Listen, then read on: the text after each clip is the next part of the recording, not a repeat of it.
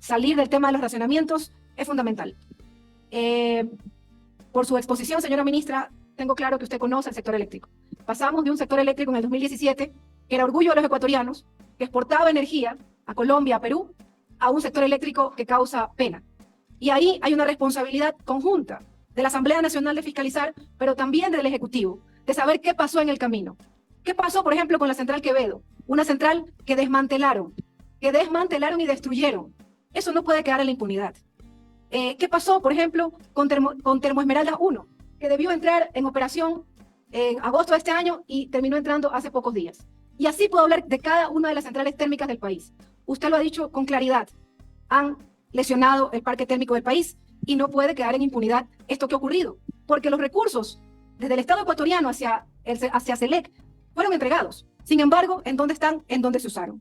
Y vemos cómo intentaron el gobierno saliente de alguna manera decir que estaban haciendo algo, y entre ellos encontramos que firmaron un proyecto, una concesión, los últimos días, señora ministra, me parece que usted no se refirió a ellos, concesionó 8 proyectos eléctricos a 25 años, entre ellos proyectos fotovoltaicos y proyectos térmicos. Mi pregunta es, y mi pedido es, que se revisen esos proyectos eléctricos. ¿Por qué? Había una intención de cambiar la modalidad de ese tipo de concesiones. Usted conoce que un proyecto fotovoltaico solo se paga cuando opera, pero siempre fue la intención del ministro saliente de pagar cuando no opera un proyecto fotovoltaico, o sea, cuando no ha sido solicitado su disponibilidad. Y eso es grave, y eso podría perjudicar al Estado ecuatoriano, y lo que nosotros queremos es que todo el país salga adelante. Entonces me gustaría saber si esto va a ser revisado casa adentro desde el ministerio. Por supuesto, nosotros como Comisión de Fiscalización lo haremos. Por otro lado, también nuestro pedido de que se revise el contrato para la culminación de la obra de Toachi Pilatón. Es un proyecto que en el 2017 fue entregado en el 98% de ejecución. Después de 6 años, el gobierno, los 2 gobiernos subsiguientes no terminaron cuando estaba construido al 98%. Si ese proyecto estuviera culminado, las condiciones del estiaje fueran diferentes. Obviamente sería un aporte. Bueno, otro capítulo aparte será Coca-Cola Sinclair, lo revisaremos en su momento, pero es importante que tanto ustedes como los asambleístas cumplamos el rol y que no permitamos que lo que ha ocurrido en el sector eléctrico, corrupción y desmantelamiento del sector, ya vendrán las nuevas autoridades a quienes les haremos la pregunta pertinente, queden en la impunidad. Proyectos como todos los proyectos, las diferentes centrales, la Propicia, Huangopolo 1, Jimino 1, Santa Rosa, Miraflores, Álvaro Tinajero, prácticamente han cumplido su vida útil. Durante 6 años, los 2 gobiernos no hicieron nada por reemplazar estas centrales. Y al contrario, casos graves de corrupción permitieron que se deteriore. Eso no puede continuar. Gracias, señora presidenta. Voy a hacer lo más breve posible las preguntas, serán 3. La primera tiene que ver, señora ministra, con un tema que le interesa saber a todo el Ecuador. ¿Cuándo se van a acabar los apagones? Usted ha hecho un análisis exhaustivo de la situación calamitosa en la que se encuentra en este momento el parque termoeléctrico del país. No tenemos fecha, ha dicho usted en principio, luego de la evaluación que se ha realizado, ¿hay alguna posibilidad de establecer con cierta certeza cuándo los ecuatorianos vamos a dejar de padecer por los apagones en el país? Se requieren alrededor de $600 millones, se había dicho, para restablecer el parque térmico. Esa sería la primera pregunta. La segunda, ha sido clara también usted, ministra, en señalar que no va a haber, pese a la situación desastrosa que se vive, no va a haber incremento en la planilla de energía eléctrica. ¿Se mantienen ustedes en eso más allá de los costos que como país estamos nosotros teniendo que enfrentar por la irresponsabilidad del gobierno anterior? Esa sería la segunda pregunta. Y la tercera tiene que ver con el análisis que usted ha hecho. Yo quiero preguntarle, ministra, si es que ustedes van a realizar una auditoría técnica para establecer las responsabilidades que ha señalado. El exministro de Energía, Iván Rodríguez, en un encuentro académico que se dio el 21 de noviembre, señaló que el costo de comprar energía termoeléctrica a Colombia era muy alto. Si es que era muy alto, no había otras posibilidades en ese entonces para comprar energía a otros países que nos resulte menos costosa para el Ecuador. Usted ha dicho que importar energía a Colombia cuesta alrededor de $30 millones a la semana y que esto representa para las arcas fiscales un incremento del 35% y que solamente de enero a noviembre de este año se ha gastado alrededor de $220 millones. Comprar energía lo único que ha hecho es tapar momentáneamente el problema. No lo ha solucionado de ninguna manera. Supongo yo que era más fácil, en lugar de comprar energía, sabiendo que esto iba a pasar porque el estiaje iba a venir, que no se da de un momento a otro ni de un día para el otro, no era más fácil repotenciar el parque térmico, hacerlo con antelación precisamente para evitar lo que nosotros estamos sufriendo en este momento, invertir en el parque térmico, que habría sido lo ideal. La compañera Sofía Spin ya se refirió a uno de los contratos que ha generado escándalo en el país. Usted solicitó, ministra, antes incluso de ocupar el cargo, a las autoridades salientes que no firmen ningún contrato de última hora, algo que no fue, que fue caso omiso hecho por las autoridades salientes. El 21 de noviembre, el expresidente Lasso firma una concesión a 8 nuevos proyectos eléctricos que implican una inversión privada de $700 millones. La colega Sofía Spin ya se refirió a ello. Va a haber una auditoría técnica para este tipo de arbitrariedades, porque en realidad lo son. Y el otro, el que usted se refirió, que tiene que ver con el contrato con la empresa Energy Kill, firmado para la instalación, operación y mantenimiento de una central de generación termoeléctrica. ¿Qué se va a hacer al respecto, ministra? Porque aquí claramente existen culpables y las ex autoridades tienen que dar la cara, y yo le pido, señora presidenta de la comisión, que tienen que venir a intervenir acá y a comparecer en esta comisión de fiscalización, y nosotros tenemos que tomar cartas en el asunto, porque no puede ser posible que nos mientan de esa manera al país y que descaradamente hagan contratos a última hora, probablemente o no beneficiándose, incluso, eso habría que investigarlo, lo pongo en potencial, pero generando un malestar y una quiebra económica al país que nos está costando a todos y cada uno de los ecuatorianos día a día. Esas serían las preguntas, señora ministra, agradeciéndole por su presencia aquí y pidiéndole en nombre de los ecuatorianos que se resuelva de la manera más pronta posible esta, que es una situación que nos preocupa a todos. Gracias. Usted ha referido que en este momento, al momento de la transición, información no ha sido 100% clara. Informes, información que le va a ser muy útil a usted para que pueda tomar las mejores acciones. Entre eso estamos considerando el correcto plan estratégico que usted va a tener para poder tomar las acciones que sean preventivas y correctivas, tomando en consideración las de corto, mediano y largo plazo. Para nosotros es importante conocer, si usted no tiene toda esta información transparentada, ¿cómo va a tomar decisiones adecuadas para que no sean afectados la ciudadanía y en este caso nosotros no nos comportemos en el año 2024 con apagones recurrentes? De igual manera, es importante conocer, tomando en consideración que usted refirió que hemos pagado 220 millones de enero a noviembre de este año, ¿qué beneficios hemos tenido nosotros como país al comprar una energía cara a Colombia? ¿Vamos a seguir comprando a Colombia? O tomando en consideración todas estas novedades presentadas, ya tenemos también otras alternativas para poder generar acciones en relación a no tener un costo tan elevado. De igual manera es importante considerar que usted refirió que existen contratos sin licitación. No queremos que se vuelva a comportar esta situación, porque ustedes saben que esto da énfasis a una corrupción. ¿Qué pasó con ese contrato y qué va a pasar en futuras situaciones o qué acciones ustedes van a tomar para que no vuelvan a saltarse los procedimientos? Porque comprendo que los procedimientos tienen que existir. De igual manera, considerando que aquí han pasado algunos puntos sin control, ¿qué hizo la Contraloría? Si usted va a solicitar información, los informes de Contraloría desde el año 2015 hacia la presente fecha.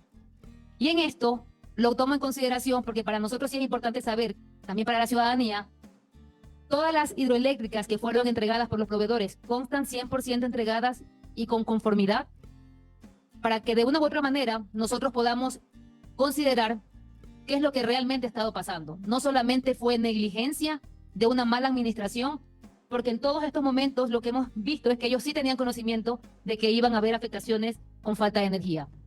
Gracias, señora ministra. Quisiera arrancar con un tema que lo tomo un poco personal también y que quisiera dejarlo aclarando en este momento. Los temas de SELEC y SENEL son muy graves y muy complejos, están pasando muchísimas cosas y en el periodo de transición en el que nos encontramos hemos identificado los más grandes y los más fuertes a nivel del ministerio con esas instituciones que son ejecutoras de la política pública que debe emitir el ministerio. Las autoridades todavía no son cambiadas. Esta semana se entregarán las ternas a EMCO para este cambio de autoridades y terminar efectivamente el proceso de transición, que no se lo puede hacer en 7 días teniendo justamente un ministerio tan grande. Con respecto a la empresa francesa, me imagino que usted se refiere a Hidrógeno de Francia, que era la empresa en la que yo trabajé. Hidrógeno de Francia, cuando yo era business developer, firmamos un convenio únicamente exploratorio de oportunidades de generación de electricidad a partir de hidrógeno verde con SELEC. No fue un contrato, no hubo un desembolso, no hubo el inicio de ninguna ejecución de ningún proyecto. Fue un contrato exploratorio de oportunidades y que me permito decir que dentro de todas las posibilidades que presentamos del potencial de hidrógeno verde en el país, no se concretó ninguna. Y que ahora veo que no fue únicamente con Hidrógeno de Francia, sino fueron varias oportunidades las que se perdieron para potenciar la generación eléctrica en el país.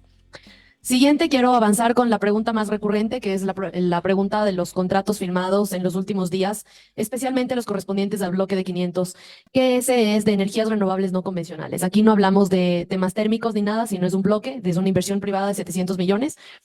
Fueron los proyectos dentro del bloque y los que están fuera del bloque, que son el Aromo y Villonaco, son proyectos que se llevaban muchísimos años a la espera.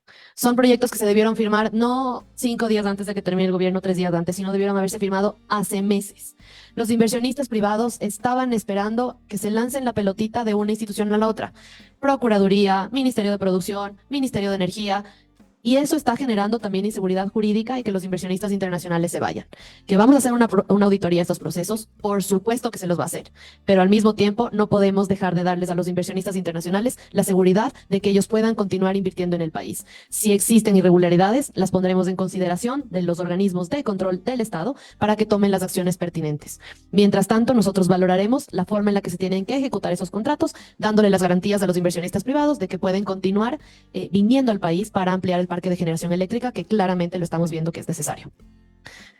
Eso es para todos los asambleístas que hicieron las preguntas. Ahora un poco centrándonos en la parte de los proyectos térmicos. Lo mencioné, ¿no? El tema con Energy Kill es claro, es un tema que tiene que ser valorado. Remitiremos toda la información pertinente para la Contraloría de un informe en especial, porque no está dentro del marco de la emergencia eléctrica, ya que no va a cumplirse los plazos que fueron anunciados públicamente. Y lo mismo con todo lo que se refiere al parque térmico. Gestión estamos viendo que no hubo ninguna, pero omisión sí. Entonces, tanto la acción como la omisión será puesta en consideración de las autoridades. Y aquí quiero mencionar un tema que quisiera que lo refuerce el viceministro de Electricidad, que es el tema del Plan Maestro de Electricidad, porque hemos hablado de que no ha habido planificación, de que no se ha ejecutado, pero el ministerio desde hace muchos años tiene un Plan Maestro de Electricidad, el cual tenía fechas previstas, tiene proyectos que debían ser ejecutados, tiene plazos en los que debían ser ejecutados y no lo hicieron. Entonces, presidenta, con su permiso, ¿le puedo dar la palabra a mi viceministro, por favor? Por supuesto, señora ministra, esa era justamente mi pregunta, pero qué bueno que usted la abordó. Buenos días con todos, señora presidenta de la comisión, señoras asambleístas, señora ministra. Sí, básicamente en el tema de la planificación, el sector eléctrico, conforme lo establece la Ley Orgánica del Servicio Público de Energía Eléctrica, tiene la potestad de establecer el Plan Maestro de Electricidad, donde en un horizonte de 10 años se establecen todos los proyectos de expansión, tanto en el tema de generación, transmisión y distribución de energía eléctrica, que deben llevarse a cabo. Y ahí, lamentablemente, si bien la planificación se va desarrollando, el problema es ya la ejecución como tal. Yo voy a poner un ejemplo rápido ahí. Por ejemplo, los proyectos emblemáticos que se cuentan ya con estudios como tal, como es el proyecto Paute Cardenillo y el proyecto Santiago, el uno de 595 megavatios y el otro de 2.400, dividido en dos fases de 1.200. En el Plan Maestro 2016-2025 tenían entrada en operación el uno en el 2023 y el otro en dos fases, 2023 y 2025. Y actualmente, en el plan último en el que se ha trabajado en la administración anterior, se tienen que los mismos proyectos estarían ingresando en el 2030 y 2031 y 2032. O sea, estamos hablando de un diferimiento, imagínense, prácticamente de 8, 9 y 10 años en algunos casos, de proyectos que ya estuvieron mapeados y que obedecían a la necesidad de atender la demanda energética del país en esa línea. Entonces, ahí es donde se ve que la planificación como tal de la ejecución no estuvo articulada. Si bien la demanda siguió creciendo y la pandemia manera, digamos, mitigó esto en el tema del crecimiento de la demanda, porque obviamente hubo una disminución en esos años. Sin embargo, esto debió haberse hecho de manera oportuna. Y evidentemente, si ahora averiguamos en qué punto están, exactamente no han iniciado, no inician esos proyectos, pese a que ya se cuenta con estudios definitivos en ambos casos. Entonces, es un poco lo que quería referenciar en el tema del plan maestro como tal, y evidentemente lo que tendremos que hacer en este momento es revisar cómo está esta planificación, porque probablemente existen ya diferimientos o temas que en este momento deben ser ajustados para llevar adelante. Y claro, el objetivo sobre esa base es poder trabajar y poder conseguir los recursos para que los mismos proyectos puedan ejecutarse. Hasta ahí, presidenta. Muchas gracias, señor viceministro. Tiene la palabra nuevamente la señora ministra. Muchas gracias. Entonces, sabemos que sí puede haber planificación. Aquí la parte radica en tomar decisiones, ¿no? Y ese es uno de los esquemas fundamentales de la nueva administración, especialmente bajo el liderazgo del presidente Daniel Noboa, porque justamente nos ha puesto a los jóvenes la tarea de poder trabajar en una dirección completamente distinta, ¿no? En una dirección en donde los obstáculos administrativos dejen de ser una complicación. Retomando las preguntas, hablábamos de Toachi Pilatón, 98% y el resto son temas administrativos. Es un tema que debemos profundizarlo un poco más. Yo estaría encantada de poder participar en otra sesión, porque esto, bueno, no está en operación y es parte de la falta de generación para esta crisis, pero ahora el conflicto parte realmente de los proyectos térmicos que pudieron haber ser parte de la solución. Sobre las soluciones. ¿Cuáles son las soluciones? Y si la importación es la única solución y si tenemos que basarnos en eso. Como les comentábamos, estamos en una campaña de reducir la eficiencia de reducir el consumo a través de eficiencia energética. Pero lastimosamente, la dependencia en importación de electricidad a Colombia sigue siendo de vital importancia. Los costos son demasiado altos. Para esto yo ya he tenido un acercamiento directo con el ministro de Energía de Colombia y con varias de las empresas, bueno, en realidad solamente con una que está muy relacionada con el interés de proveernos de energía eléctrica. Sin embargo, todo esto pasa por el regulador eléctrico de Colombia y por el ministro de Energía. Para esto, en los próximos años, en los próximos días, la próxima semana, me reuniré con el ministro directamente porque necesitamos mostrarle que la necesidad del país no puede entrar en un conflicto político de abusar en el precio de la electricidad. No, esto no ha sido un histórico del que el precio ha sido extremadamente alto y él necesita saber de nuestro lado la voluntad que existe para poder superar esta crisis sin que haya una dependencia en un alto precio de la electricidad desde Colombia. Y además de esto, que nosotros también somos un país que puede ser recíproco en nuestra época de lluvia. O sea, ni que nuestra dependencia hacia ellos genere que nosotros nunca podamos venderles y nunca les hemos vendido en un precio exorbitante como lo estamos haciendo ahora. Es un principio de reciprocidad que además se encuentra dentro del marco de acuerdos con la CAN, que lo estamos revisando para poder ir con todos los lineamientos necesarios a la reunión con el ministro de Energía de Colombia. Hay muchos cuestionamientos sobre los contratos y especialmente sobre mi pedido de que no se realicen nuevas contrataciones en los últimos días de transición. Y efectivamente fue así y sabemos que no ha sido cumplido en su totalidad y sabemos que hay algunos que están a punto de ser adjudicados. Nuestro pedido se mantiene porque además quien lo dijo primero fue el presidente Daniel Noboa. Nosotros nos acogemos a su firme decisión de que esto no podía pasar. Aquí lo que se hará es valorar todos los contratos que han sido firmados, tanto de personal como de contratos adjudicados, porque el tema de personal también es un tema que nosotros lo debemos tener presente y dejarlo muy claro, que no se pueden dejar personas que asuman puestos de jerárquico superior con otras modalidades para tratar de desvirtuar el tema de contratación a nivel laboral. Todos estos temas serán evaluados y exactamente lo mismo se pondrán tanto en auditoría interna como a través de la Contraloría General del Estado para poder ver la forma de revertir los procesos que nosotros hemos identificado como inoportunos y los visualizamos como dudosos hasta este momento. El día viernes se aplicó el pliego tarifario que es expedido por parte de la Agencia de Regulación en el que la tarifa eléctrica no va a subir para el consumo residencial. Es decir, que los ecuatorianos no van a pagar los platos rotos de esta crisis energética mientras nosotros trabajamos operativamente para que esto se mantenga a largo plazo y poder abastecer el servicio eléctrico nacional. Estamos transparentando la información para poder sostener esto en el largo plazo. Estamos transparentando la información con el Operador Nacional de Electricidad, con el SENACE, para poder dar una fecha para el fin de los apagones. Al momento y con la planificación que estamos teniendo, nosotros tenemos previsto suspender los apagones para la época de fiestas. Sabemos que es un periodo importante en el que no pueden haber apagones y tenemos previsto para estas fechas suspenderlos en base a la toma de decisiones, a la planificación y al buen manejo de las reservas hídricas en los 2 embalses que presenté hace un momento. Esa es la perspectiva de suspensión de los apagones para las fiestas a partir de mediados del mes para fin de mes. Eso lo comunicaremos oportunamente, pero es una suspensión de apagones mientras se reactivan las otras elementos de planificación. Y aquí, estimada presidenta, quiero agradecerle por ese esfuerzo que se va a hacer para bajar la demanda, porque uno de los temas que son importantes considerar es que una vez que nosotros suspendamos los apagones, no significa que podemos volver a utilizar la energía como si nos sobrara. Mientras la ciudadanía esté comprometida en mejorar el manejo de la demanda que tiene, nosotros podemos alargar el plazo de suspensión de los apagones hasta que vuelva la época de lluvias. Entonces, como verán, este tema, al momento, lo que hemos heredado de la situación, tiene muchos elementos que podrían complicarla o que podrían permitir que nosotros podamos extender esta suspensión de los apagones. Es un error haber fusionado los 3 ministerios. Quería empezar por esa y la dejé para el final. Operativamente es ineficiente. Yo podría decir que parte de la pérdida de los recursos y de la toma de decisión que ha habido para los sectores, para los 3 sectores en realidad, ha sido la fusión de los ministerios. Se hablaba de para poder reducir personal, para poder no tener un estado obeso, etcétera. Pero los costos que estamos teniendo por una falta de acción en los 3 ministerios son mucho más elevados que poner 2 coordinadores jurídicos más, 2 coordinadores de planificación más, 2 viceministros más. Estamos perdiendo un sector que es columna vertebral del país, que tiene una solución. La decisión de los 3 ministerios es fundamental para una actuación acorde a lo que debe establecerse la prioridad de estos sectores. Y esto lo digo porque Porque nosotros también trabajamos articuladamente con finanzas, también trabajamos articuladamente con producción. Hablábamos de los temas de pesca, de agricultura, etcétera. Entonces, que nos fusionen a todos en uno solo. Porque sí se puede articular instituciones diferentes para un trabajo en conjunto. No se necesita tener 3 ministerios tan pesados dentro de uno solo con el objetivo de no hacer más grande el Estado y con el objetivo en principio de funcionar más porque parecen que están juntos. Entonces, aquí los temas, por ejemplo, con hidrocarburos, hay muchos elementos que convergen en la generación de electricidad con el sector de hidrocarburos, pero convergen, se los puede trabajar juntos, se los puede articular, no necesita ser un solo ministerio, así que le agradezco por poner este tema sobre la mesa porque es un elemento clave para una mejor gestión de política pública. Muchas gracias. Muchas gracias, señora ministra.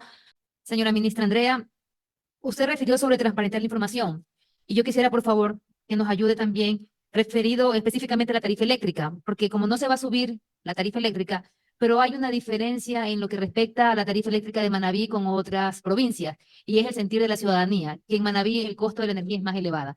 Yo agradezco a usted pueda transparentar esa información y la puedan validar en relación que hoy esto afecta totalmente también al sector productivo, porque usted sabe que en esta situación lo que más afecta es el poder exportar con un costo y un precio que sea asequible para la ciudadanía. Muchas gracias, señora presidenta. De acuerdo a lo que usted ha manifestado, señora ministra, no está de acuerdo en que estos tres ministerios se hayan fusionado en el Ministerio de Energía y Minas. Quisiera saber si existe la intención o han discutido con el presidente de la República la intención de volverlos a separar y en qué plazo sería. Muchas gracias. Ahora sí tiene la palabra la señora ministra. Bueno, la tarifa eléctrica no es diferenciada. Nosotros vamos a hacerles llegar a través del viceministro y mi asesora el pliego tarifario en donde se indica que la tarifa eléctrica no es diferenciada, no está diferenciada por provincias. Lo que sí puede diferenciar es el consumo energético que existe y puede dar a pensar que hay una diferencia en el precio cuando en realidad es en el consumo. Entonces, para esto, nada más indicarle que le haremos llegar el pliego tarifario para poder indicarle el precio real de la tarifa eléctrica. Con respecto a las empresas, muchas gracias, pero bueno, dentro de los 500 que hay participaron varias empresas y entre esas están 2 francesas, Totaleren y Neoen, todas están participando bajo las mismas condiciones. El embajador francés, por supuesto que apoya a las empresas francesas, pero todo esto no será un diferencial para poder evaluar todos los contratos. Eso es independiente de la procedencia de la empresa, ¿no? Con respecto a los gerentes y los subrogantes, efectivamente, esta semana será el cambio. Nosotros dependemos de EMCO, no podemos designar sin la directriz de EMCO para convocar a directorio. Entonces, esta semana se solventará el cambio de autoridades, porque además necesitábamos mantener un informe de transición que fue muy distinto al tener en papel versus la realidad, que necesitábamos que las autoridades del sector se mantengan entregando toda la información requerida, pero efectivamente las autoridades deben cambiar en el sector para nosotros poder tener el control y transparentar absolutamente todas las acciones. Con respecto a la escisión de los ministerios, la primera propuesta que se hizo fue para la decisión de la Agencia de Regulación y Control primero, porque efectivamente, al ser tan grande, no puede ejercer el peso de regular y controlar, porque al menos la agencia sí puede autofinanciarse, porque ellos sí reciben tasas por su rol, por el rol que está otorgado por la ley. Entonces, esa es la primera propuesta. Con respecto a la decisión de los ministerios, todavía no hay un planteamiento en firme con el presidente, porque estábamos evaluando el estado de situación del sector, pero es un tema que está sobre la mesa y que lo ha estado desde el inicio por la magnitud del sector y por la falta de gestión que ha existido. Muchísimas gracias, ministra, por su exposición.